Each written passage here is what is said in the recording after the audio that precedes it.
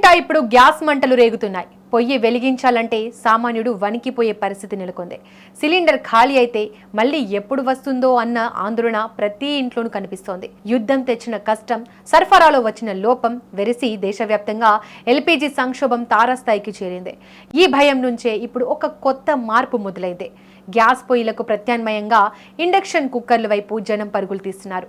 ఎప్పుడు లేని విధంగా ఎలక్ట్రానిక్ షోరూంలు కిటకిటలాడుతున్నాయి. గ్యాస్ సిలిండర్ రాకపోయినా పర్వాలేదు, కనీసం కరెంటుతోనైనా వంట పూర్తి చేసుకోవచ్చన్న ఆశతో ప్రతి ఒక్కరూ ఇండక్షన్ స్టవ్లను ఇంటికి తీసుకెళ్తున్నారు.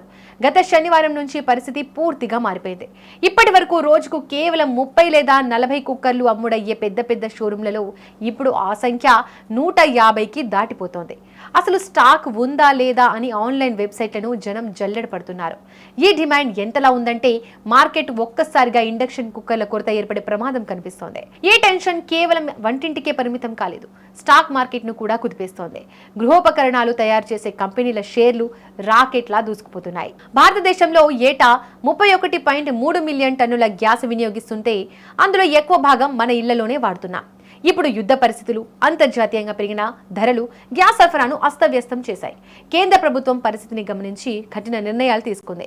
ప్రస్తుతం కేవలం ఇళ్లు, ఆసుపత్రులు, పాఠశాలలకు మాత్రమే గ్యాస్ ఇస్తూ హోటళ్లు, రెస్టారెంట్లకు సరఫరాను నిలిపివేసింది.